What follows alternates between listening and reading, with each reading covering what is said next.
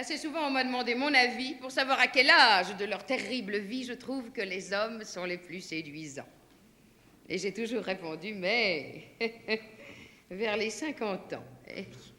Tout homme est un démon que son dévergondage fut un jour éjecté, certes, du paradis, mais de tous ces démons, de tout temps, de tous âges, mon démon préféré, c'est le démon de midi. Je ne veux pas par là nier que le jeune homme possède la fraîcheur, le goût du jus de pomme. Mais petit à petit, en prenant des années, ce jus devient alcool que l'on a raffiné. Et c'est vers 50 ans que l'alcool en question se trouve être fin prêt à la consommation. À ce moment précis, il a cette saveur, ce goût du vieux tonneau qui plaît aux connaisseurs. En maintes occasions, on est tout ébobis devant l'effort superbe du démon de midi. Tenez, vous avez vu chaque été sur les plages, ces jeunes gens qui sont dans la fleur de leur âge, ils jouent au volleyball, ils sautent, ils sont agiles. Or, sauter à 20 ans, ça n'est pas difficile. Mais voilà tout à coup que le père de l'un d'eux, un homme de 50 ans, veut entrer dans le jeu. Ce démon de midi, lui, il est formidable. Il démontre au blanc-bec ce dont il est capable. À l'avant, à l'arrière, il donne de la voix. Quand le ballon surgit, il crie « Laissez-le-moi » On le sent contracté, mais ça, c'est parce qu'il rentre ce qui dépasse de son estomac ou de son ventre. À cet âge, le champion fait souvent double effort, le ventre, il se le rentre, et le ballon, il sort. Il donne au spectateur, en montant au filet, l'image du taureau qui ne veut pas dételer. Bien sûr, ça ne dure pas. Très vite, il se relâche. Les muscles du taureau lui font un tour de vache. Son jeu devient poussif et son souffle oppressé. Quelqu'un crie « Viens, papa », il est midi passé. Mais cette défaillance n'est pas assez sévère. Faut forcer le démon de midi à se taire. En d'autres occasions, il va se déchaîner. S'il invite, par exemple, une dame à déjeuner.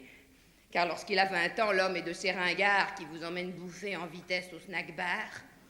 Quand vous mourrez de faim, en être malade, sans même vous consulter, il commande une grillade.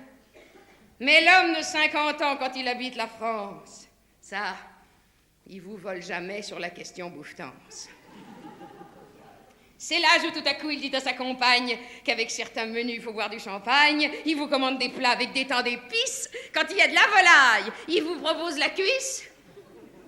Et s'il y a des radis comme il a de la jugeote, il ne vous propose pas nécessairement la botte.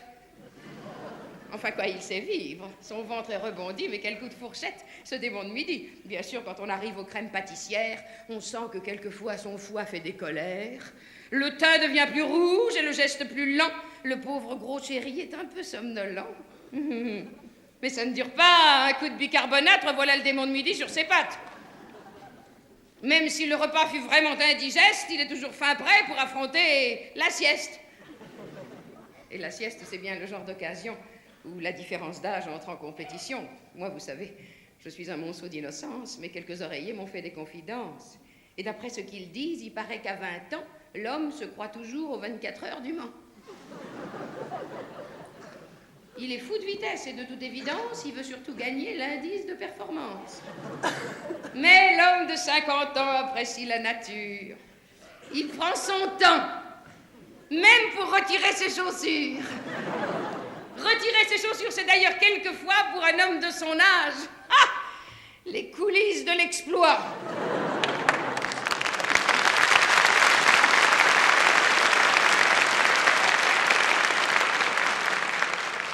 Et l'exploit par lui-même est a fortiori le fruit de l'expérience du démon de midi, car pour de son moteur tirer le bénéfice, il s'arrête quand il faut à la station-service.